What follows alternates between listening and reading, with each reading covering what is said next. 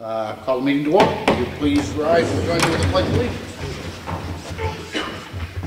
I pledge allegiance to the flag of the United States of America, to the republic for which it stands, one nation, under God, indivisible, with liberty and justice for all.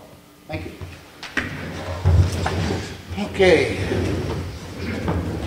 First order of business, we have the minutes of the Selectmen's meeting, which occurred on Monday, June 15th. I make a motion we accept them as printed. I'll second. Any discussion? No. All in favor? Aye.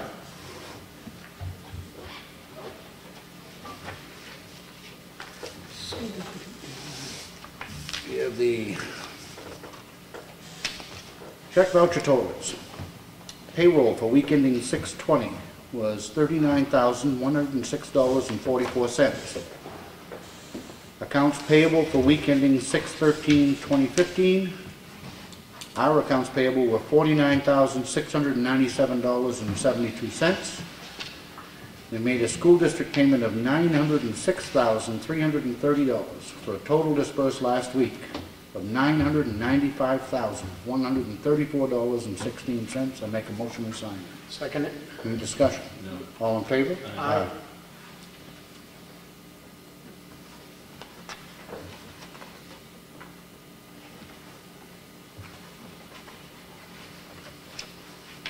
I'd like to give a shout out while we're doing this to our finance team, because this is the latest going into the year that we have not had to borrow any money. I think, to be honest with you, many of the policies we're putting in place, and along with having an excellent finance team and good tax collector, we're keeping up with our bills without borrowing, which is a good thing. Very good job. You should be commended. We'll end up borrowing at some point, but we haven't yet, and normally we would have well before now.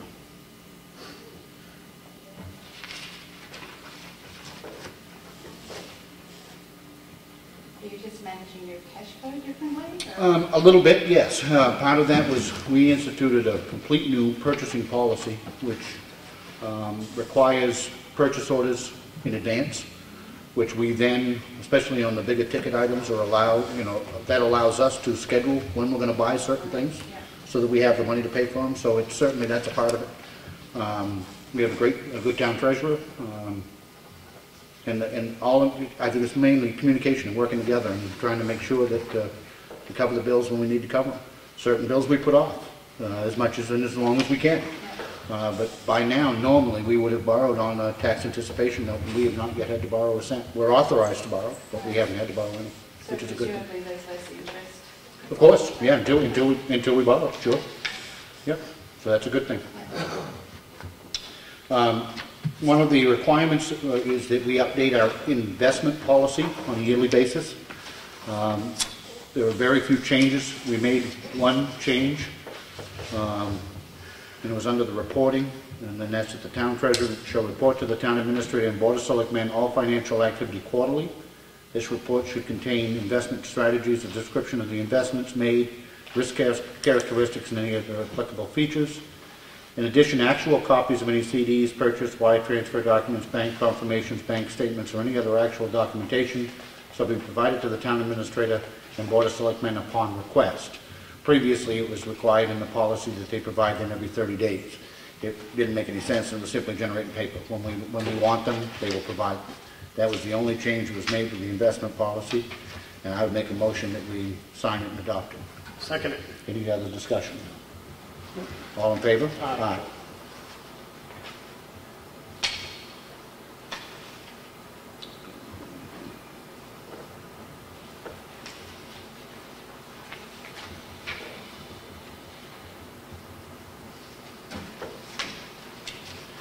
We have the Highway Department work log, which is here to be reviewed if anybody would like to look at it.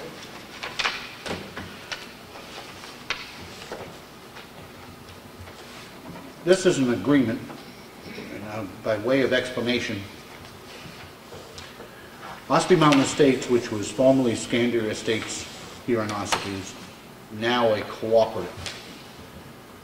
There have been a number of properties in the cooperative which have been delinquent on taxes, and some of this dates back to 2002. Long story short, it ended up in a situation where there was more money owed on the properties than what they were worth, and people just walked away from them, which left the town and the cooperative in a bit of a dilemma. The town had liens on the properties so that they could not be moved, and the cooperative was then in a situation where they had a property which they could not rent because they didn't own it, and were therefore not collecting lot rent. The town would not take the property in a conventional way on a tax deed, because if we did, then we would turn around and have to start paying them lot rent at $450 a month. So quite frankly, this is an item which, again, dating back to 2002, has continued to fester. We've worked with our town attorney, the park has an attorney, and this has been going on for months. I finally called a meeting which occurred last week to get everybody in the same room and to come up with an agreement as to how we were going to move forward. Anybody's welcome to a copy of this agreement, but the long and the short of it is the town is going to take those properties by tax deed. Shortly after that, there will be, I say shortly, there's a 90-day requirement. There will be an auction notice. The cooperative has agreed to bid on every one of those properties. Most of them are in such dilapidated condition that they will be torn down. There may be one or two that are rehabbed or removed. It does, there's no question, it results in the town of Ossipee basically foregoing almost $50,000 in back-owned taxes, which is a very bitter pill to swallow. Having said that, it became abundantly clear that there had to be some resolution to this. One of the keys to the agreement was that the cooperative would enforce its own rules, which require that their tenants be current on their property taxes. In fact, in this agreement, and under item 7, the cooperative agrees to seek eviction of any member who is delinquent in payment of real estate property taxes by 12 months or more, unless such member has made arrangements with the town to eliminate the delinquency and to get on a payment plan with our tax collector. So what we believe wholeheartedly is that this is going to take a little bit, because there are places in there that are owing 2012, 2013, 2014. But eventually we're going to get to a place where in order for somebody to be there, they have to be current on their taxes or be in a payment plan with the tax collector to become current. And that is a huge step forward. And we do believe that this will allow the park, which has been struggling tremendously. There's 13 lots which they will now be able to rent, which they were not previously able to. Has everybody had an opportunity to read this agreement? Yes. And I'm going to read it because it's only a page, slightly over a page. It says, now comes to the Ossipee Mountain Estates and the town of Ossipee and agrees as follows. There are currently approximately 11 manufactured housing units located within the cooperative's manufactured housing park that are either owned by the cooperative and or are in poor condition. These manufactured housing units are more particularly described in Exhibit A. There are outstanding real estate taxes due for all of these manufactured housing units as well as past due rent. Pursuant to RSA 8089, the town will send a notice to the owners of the manufactured housing units indicating that the units will be sold at tax auction. If the unit owner responds, he or she will be allowed to buy back the unit for all past due taxes and expenses incurred by the town. If the unit owners do not respond, then the town will hold an auction and convey all of the units to the highest bidder, which will presumably be the cooperative. Once title is vested in the cooperative, then the cooperative will be able to be free to dispose of the units as it sees fit. This would include destroying the units, selling them for scrap, removing the units, or simply removing the units from the park. Should title to any of the identified units vest in the town, the cooperative agrees that it will not assess the town any rent or other charges for these units for the limited period of time that the town will hold title. In other words, there will be a short period of time when the town will actually own them by tax deed. The agreement with the cooperative is that they will not charge us rent during that period of time. The cooperative hereby certifies that it has the authority to enter this agreement. Cooperative agrees to bid at least $100 for each unit at the park that has been identified in this agreement. The current cooperative board of directors acknowledges and the town accepts that past boards of directors were not diligent in enforcing certain of the cooperative's rules to ensure cooperative members remained current on their real estate property taxes and the member-owned manufacturing housing units. In order to reduce the possibility of a member's real estate tax delinquency in the future, the current and future boards of directors agree to diligently enforce the rules of the cooperative, including but not necessarily limited to the portions of Article 3 and 8 of the cooperative's member occupancy agreement pertaining to payment of real estate property taxes and the possible eviction from the park for failure to do so. The cooperative agrees to seek eviction of any member who is delinquent in payment of property taxes by 12 months or more unless such member has made payment arrangements with the town to eliminate the delinquency. Such member remains current or nearly so in making such payments. And the teeth of the agreement is in the event that the town becomes aware that the board of directors is being dilatory in its responsibilities as set forth above, the town shall send a written communication to the board of directors demanding that the board take action under its rules to enforce payment of a member's past due real estate property taxes. In the event the board fails to take such action, the town may bring an action against the cooperative seeking a mandatory injunction to require the board to enforce its rules against the delinquent member. In the event the town is successful in obtaining a mandatory injunction more than once in any 3-year period, the cooperative shall reimburse the town for all reasonable attorney fees and costs incurred in the second and subsequent actions during each 3-year period. It's kind of a lot to swallow, but it is an agreement which we feel very strongly will finally put an end to what has been a dilemma for both the town and the cooperative. Any comment on this? Nope. Nope. I make a motion that we sign this agreement. I'll second it. Any other discussion? No. All in favor? Aye. And that's available for you to have a copy if you'd like.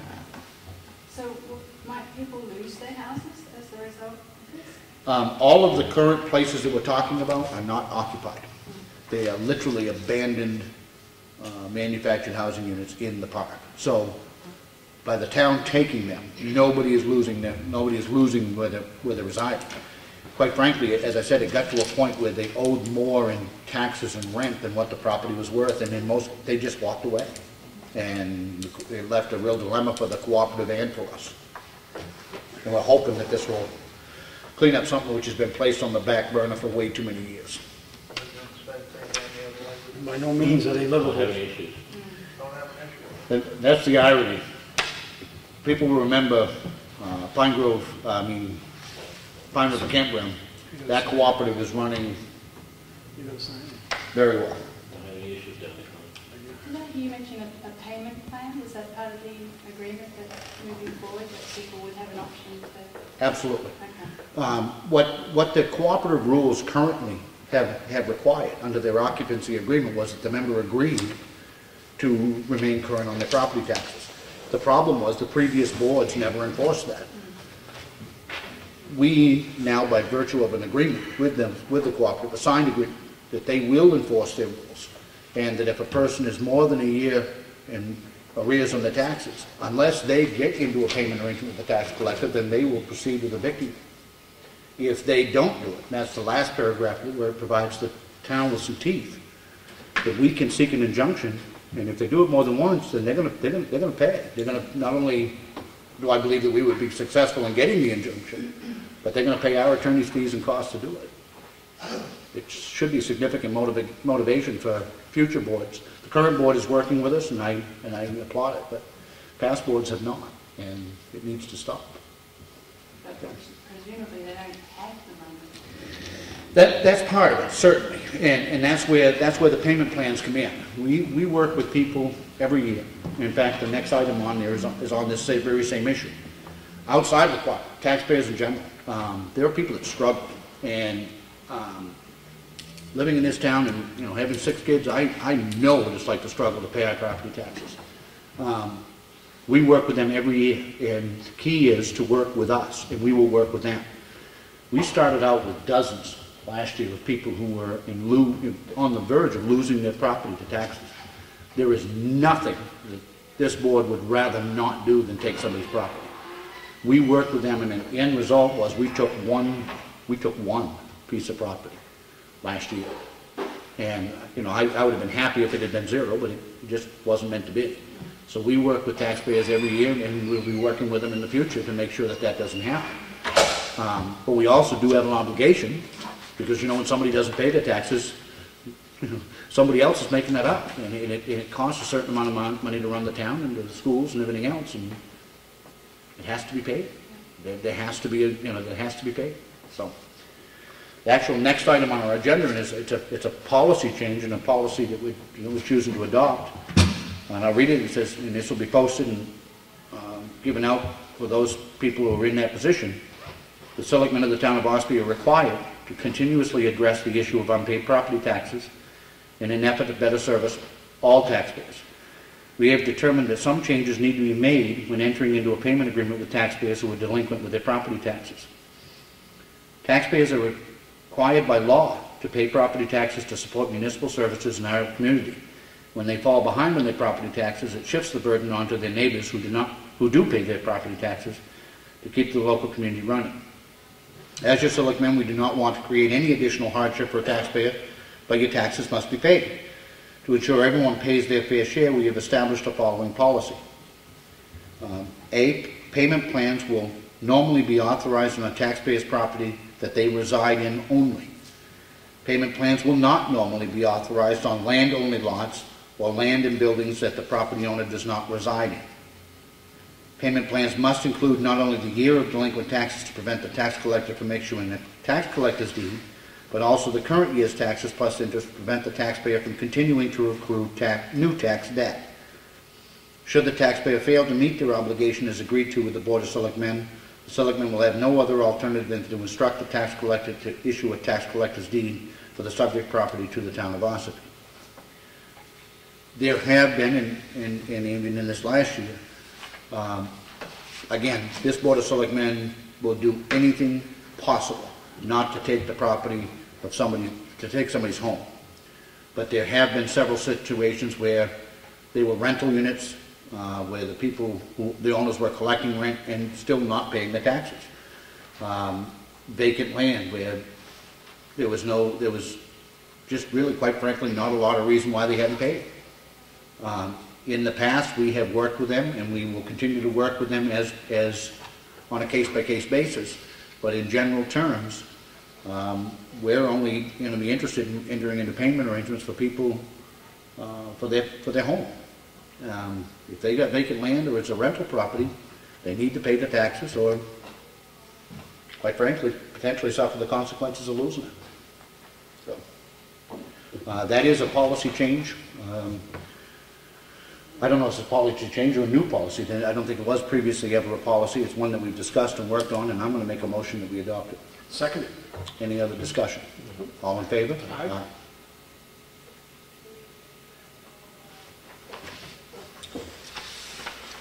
We have a change order. Brad, you want to go over briefly on the change order on the library roof?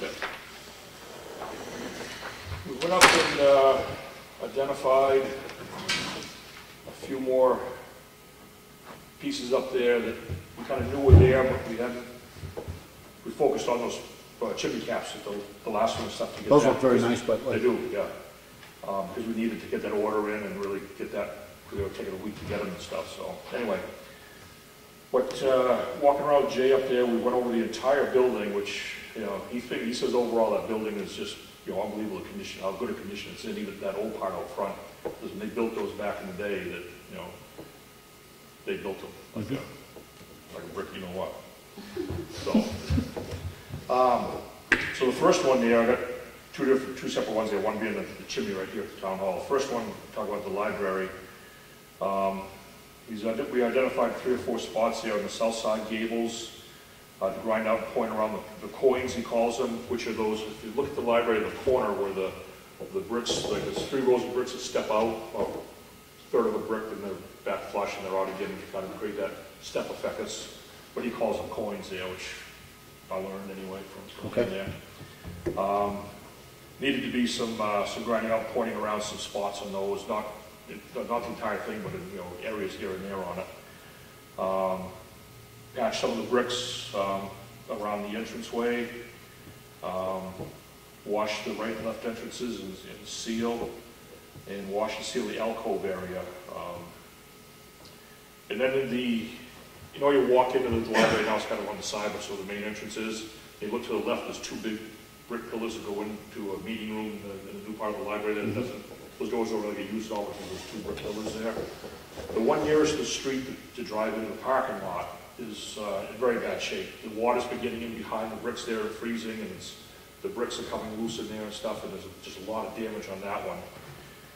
And I was confident that there was a steel post inside of there, and he wasn't quite so sure, so what I actually did, I went and got a metal detector and checked it out. There is we looked at the plans, we couldn't find any detail in the plans that showed it now, but there is a metal detector picked up a steel post there, I believe it's about a 4x4 post, goes up to supports the steel beam that goes across that entryway roof there and stuff.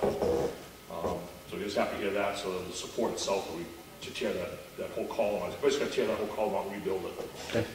The one on the other side isn't anywhere near as bad a shape, so it's just a matter of doing some repair on some of the joints, grinding out some joints and resealing and repointing rather than sealing the entire post there on that one. Then he came up with an idea on the, right above where those two posts are there. They call them scuppers that catch the water coming down off the roof there, because there's like a little valley there where the roof goes back in from the entryway. And the water comes down. He actually went out the other day when it was raining up there and watched what it was doing. And it comes out and hits so hard that it comes out over the side of that scupper there, instead of turning and running down up the little place where the channel is made for it to run out and drop off the edge of the roof. It comes out straight over the scupper there, which jumps about a 2-inch rise in the copper there, and comes right down over the face of the brick post there and stuff, which is causing a lot of damage there. So we came up with an idea of creating a deflector there, two pieces of copper flashing, which is basically they're going to overlap and be a little bit taller there, so it'll catch all that water. It won't be able to go over the top there, and it'll direct it all out to where it's supposed to go. He's really confident that that'll work and save a lot of the water problem that we're having in that area right there. Okay.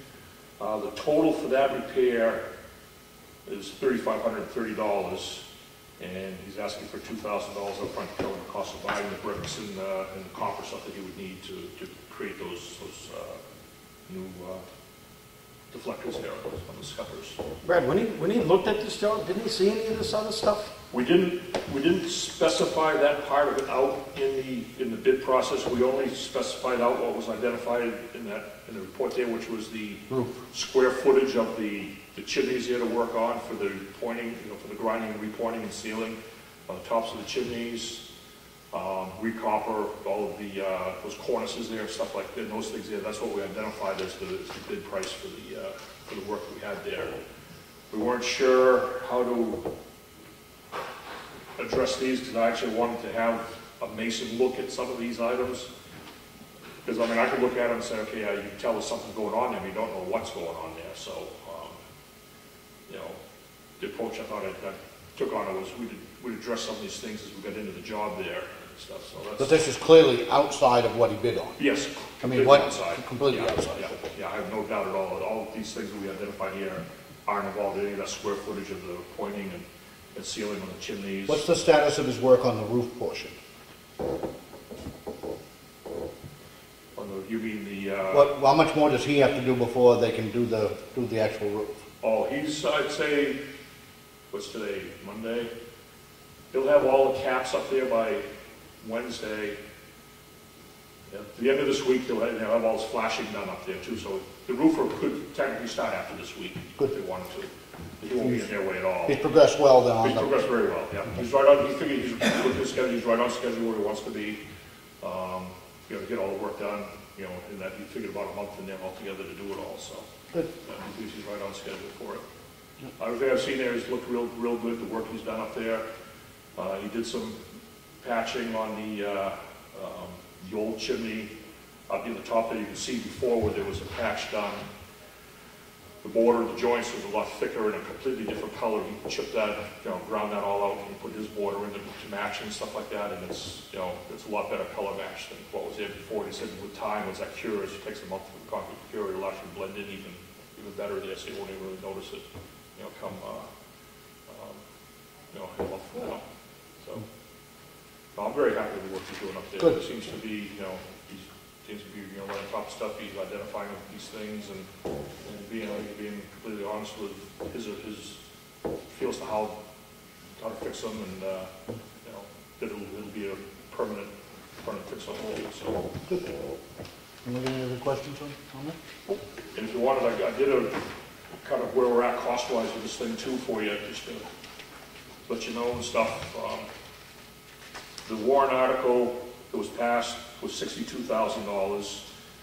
We have, all seasons contract for $10,800 to reshingle the roof. The material's going to be $10,000. Jay's original price of $18,645, and then the last week before we approved $2,900 change order. Through not counting what we're looking at right here, we're at $42,345. So we're about $20,000 under our budget right now. You dropped a card or something. Yeah. Thank you. We're 20,000 under budget on the project. Yeah. Good. And this should be the last thing for him up there. We've really gone around and identified everything in the building, and feel comfortable that we've got it all there. And you also had him look at the chimney here on Town Hall. Yeah, I've been looking at that for a couple of years, and he noticed it too, and he was coming down and putting the bids and coming down and seeing me on different occasions here and stuff. And so I talked to him about, what it would take to do it, what his thoughts were on it and stuff. And basically, because sitting down back there, I do look up here a lot and stuff, and we've seen birds fly over that. I don't know if you guys have seen them. Oh, yeah, wow. Come in and out of that chimney. Yeah, we put the tower up there one night. Yeah. Woo! Oh, yeah. And I found out, too, from the furnace cleaning guys there every fall, when they come in to service the birds, that they take 2 or 3 out from the food down there. Don't make it through the season, so.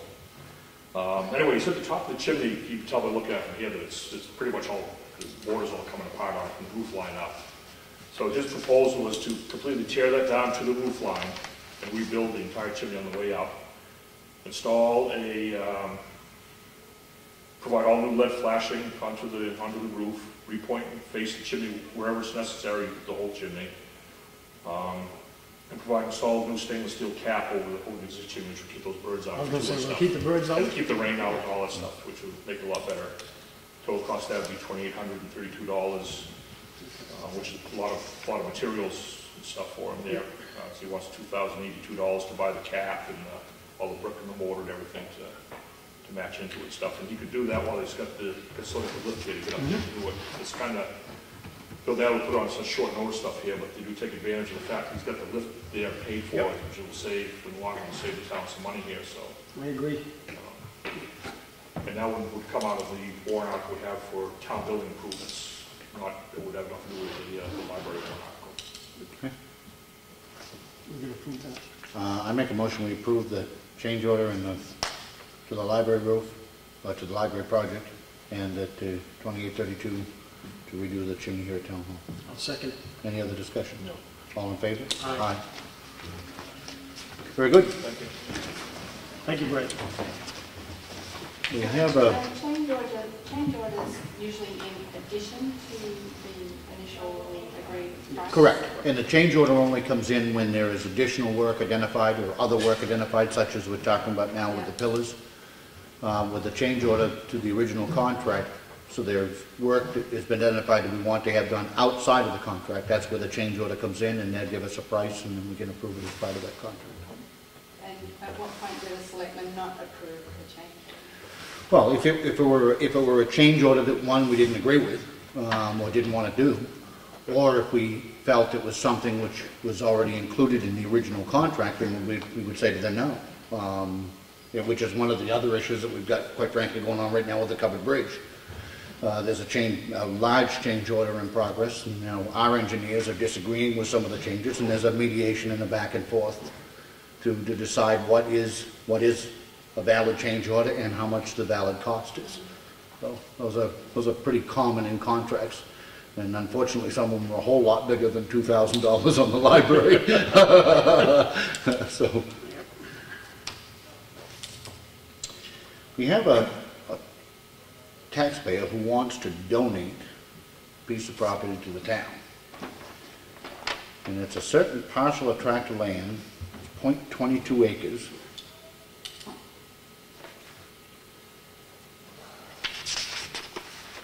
And it's a very small wet lot.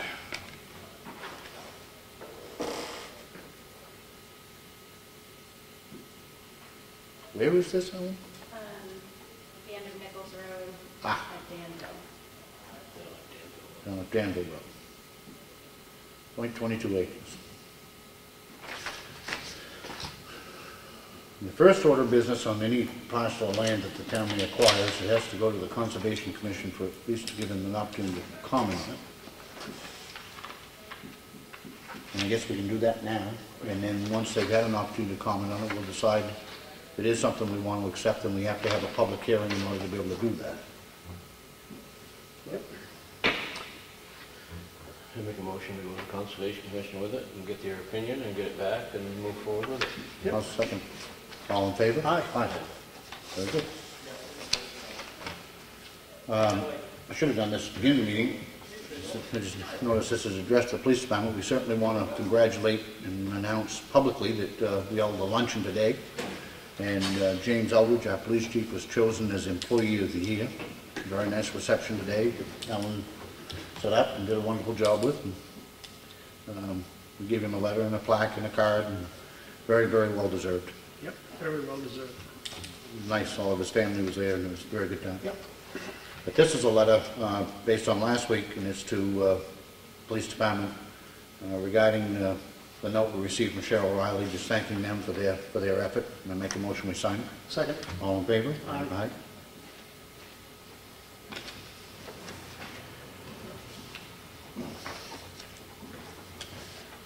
We have an agreement. This is with Rick Sager.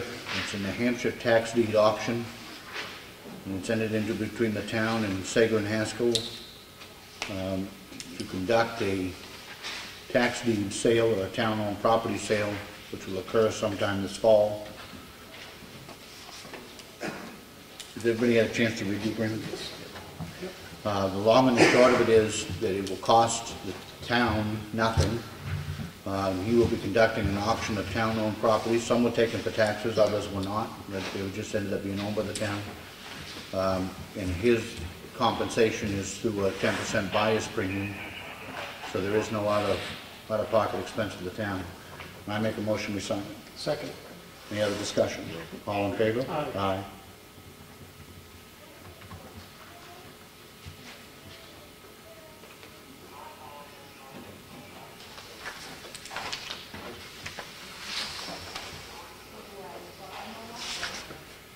These are the actual, jumbled here, these are the actual purchase orders for Brad, from Brad on the change to the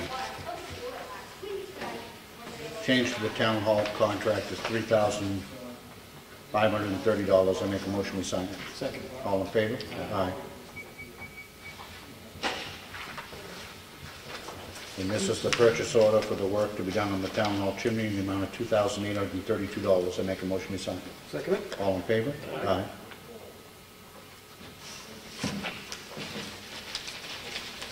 We have a purchase order to Central Tire. This is for hires for the backhoe, the transfer station. The amount is $2,772.80. I make a motion we approve it. Second it. All in favor? Aye. Aye.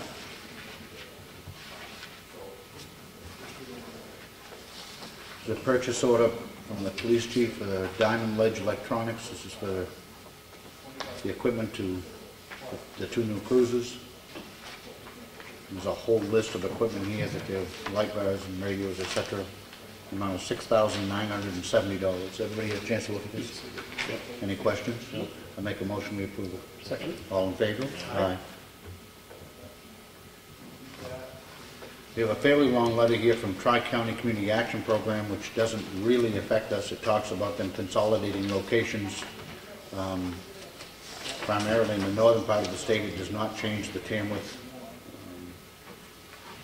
location or services, so I don't know that it requires any further action by us. We have a copy of a check from Northeast Recovery. Aluminum cans give us some money. We got a check from $15,598.74. That is predominantly aluminum cans, which was $15,600. Less tipping fee. So that's a good thing. Good job, Brad. We have a weekly Time Warner Cable letter that doesn't say much. We have a thank you card from Jacqueline Brown, thanking us for the receipt of the Life of Marrow Scholarship, for having faith in our future. She's very welcome. And, I had actually talked to the highway foreman. He wanted to bring to our attention that Scott Riley and Chris Siemens went well above and beyond what is required of their job descriptions, and they changed an engine cooler in the 2004 F-350 plow truck. This is a very complex piece of maintenance, and it required to tear down the motor. Long story short, it was going to cost $3,500 at the garage. We bought $600 worth of parts, and the two of them did it down back. Saved the town pretty nearly $3,000. This is precisely the type of thing that deserves attention from us. I'd like to send a letter to both of them, thanking them, and calling attention to it with the townspeople. This happens quite frequently, that our employees, I do believe, go well above and beyond what is required of them, and the end result is we get a better service and we save money. I'm also going to use this as an opportunity, and it's something that I've spoke about before, and I'm going to bring it up again, especially in this budget process. I firmly believe that we ought to have some sort of an incentive program for this very type of thing. In any private business, I guarantee, any boss worth his salt have had an employee that saved you $3,000. You at least send them out to dinner, or you do something to recognize in a monetary way. Right. I believe that it would be not only right, I think it could encourage more of the same, which is a good thing for all of us. So, but that's for Chris and Scott, that's a job very, very well done. Also did an awesome job on that bridge. Yeah.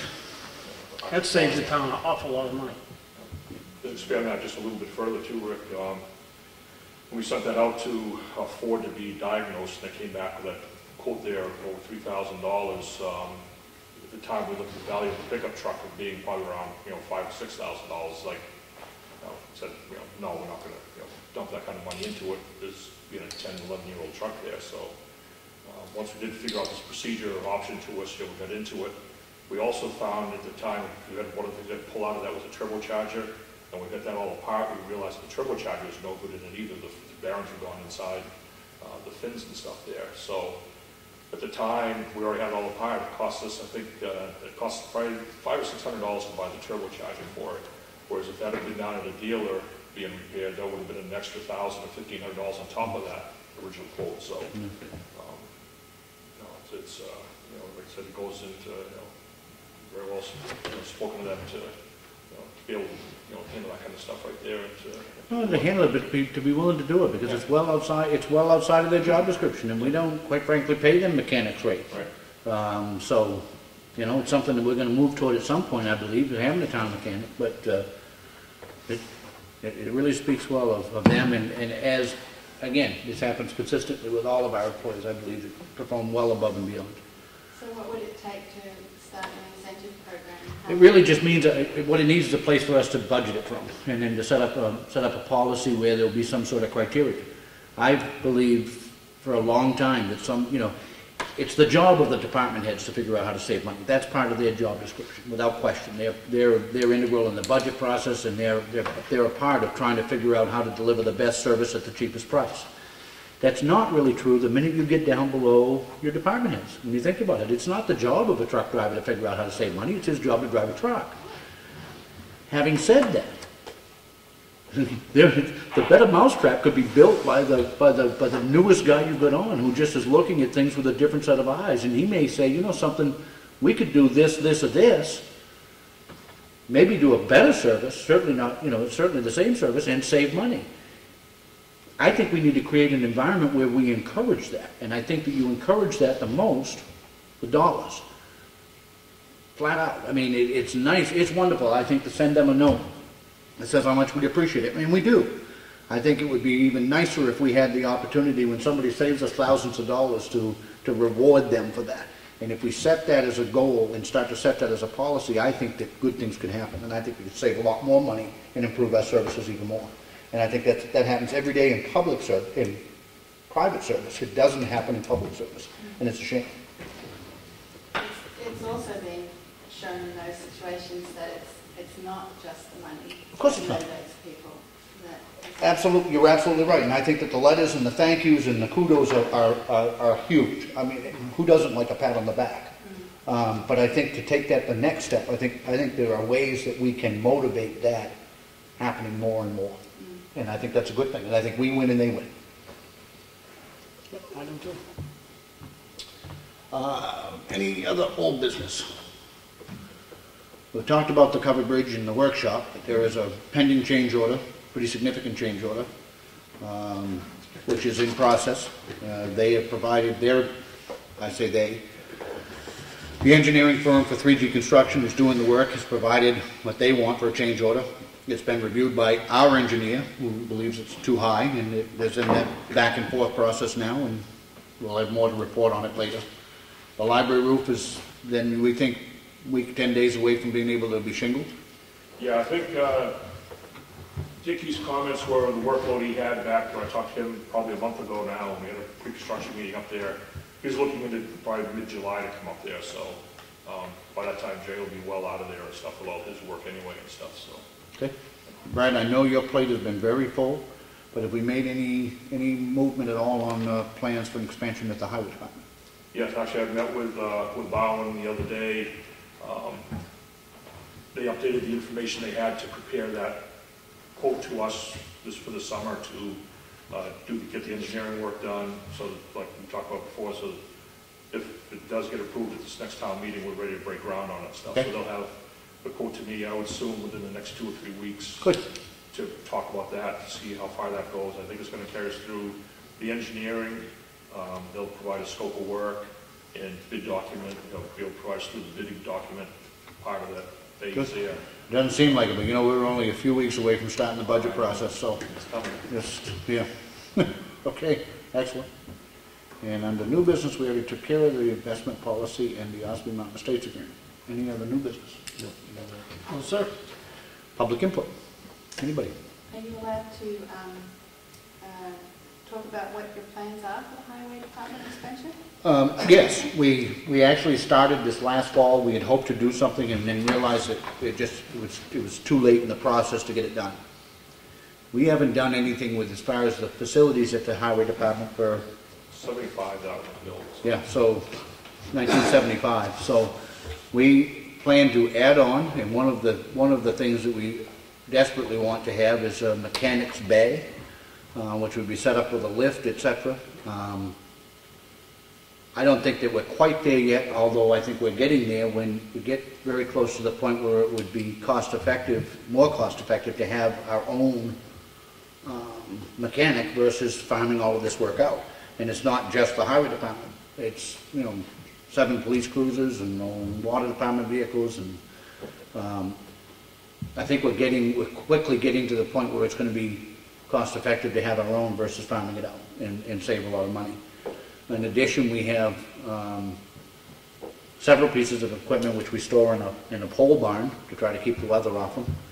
And Brad, you can vaguely give the square footages, so I wouldn't hold you to it at this point, but it's a pretty significant addition that we propose to put on. If everything goes as planned, and we have the money in capital reserve right now to do the engineering, which is what he's talking about. We hope to have the engineering done, the plans done, and then go into town meeting with a proposal to build it. And I'm very confident that with what we've discussed doing, that I'm very confident that we're going to be able to do this project without borrowing a penny, which is very important to us. The town of Ossipee currently has no long-term debt, and we're hoping to continue that. But I think with what we've saved with the ambulance, the change in the ambulance agreement, which was significant, along with potentially cutting a couple of other small areas, which we've already talked about, I think we're going to be able to build this building, which is very much needed without one, increasing the taxes and without borrowing any money. That's our goal. So.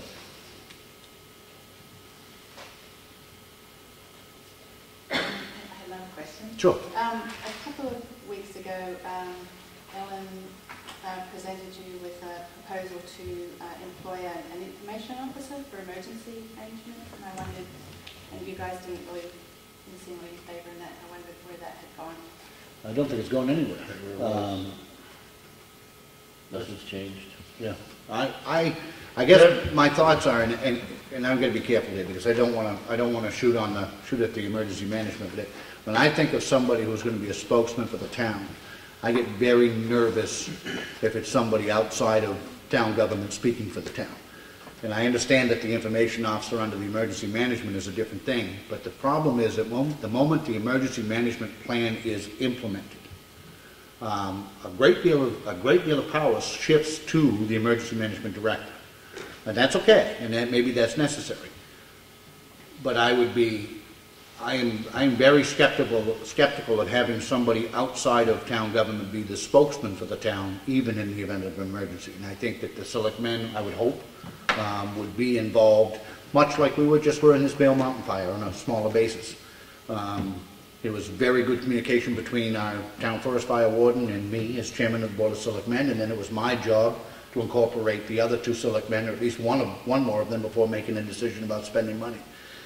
That's the type of ebb and flow of information that I think is crucial. I get a little hesitant when you start talking about farming out part of that responsibility and allowing somebody who's not even a part of town government, who's not elected by town government, to be a spokesman. That's worrisome to me. And that's what I still... I'll intervene on it a little bit. We are talking to Heidi, who was our director for the emergency management. And she informed us that it has to be somebody, not the director, not the deputy director, not a selectman. This person has to go to a 40-hour training and pass the test in order to do this. And most emergency management towns have this person. When we had talked to Rick and, of course, Frank about it, the town does have somebody who lives here that has all that already and has worked prior in emergency management down in New Durham. But again, they're going to be addressing the selectmen soon on this because it has to, the emergency management has to have that person. Whether it be one of these guys, Ellen, but they said it couldn't be a selectman.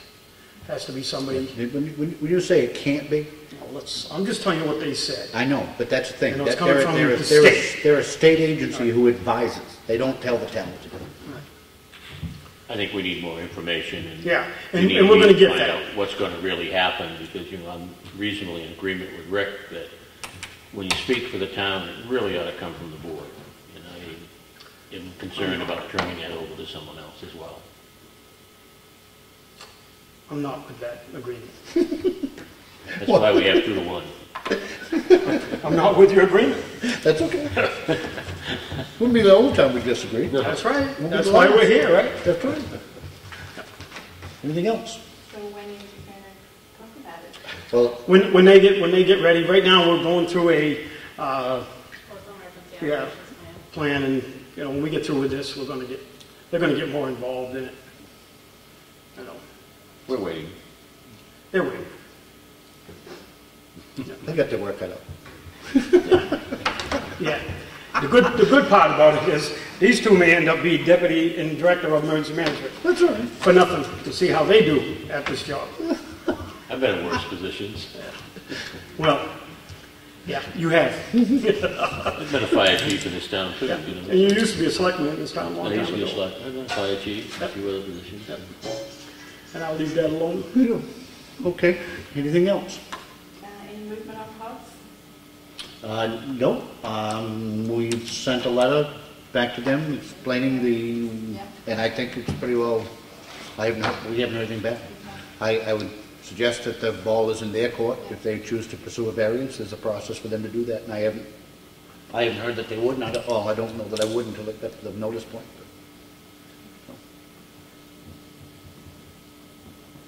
Anything else? Connie? Nothing? Come on, I'm used to Connie, you usually just have coming, something. just coming Come and on, watching. Connie. You always have something to say. Look at me like he was sleeping. He had his eyes closed, pretty heavy. Come on, His Connie. body's a lot. You've got something. I can see it. Thank you. Anything else? Ellen? No? Any other meetings coming up? We don't need a non-public tonight. We're all set. Excellent. I make a motion, we adjourn. I'll second that. All in favor? Aye. Aye. I did a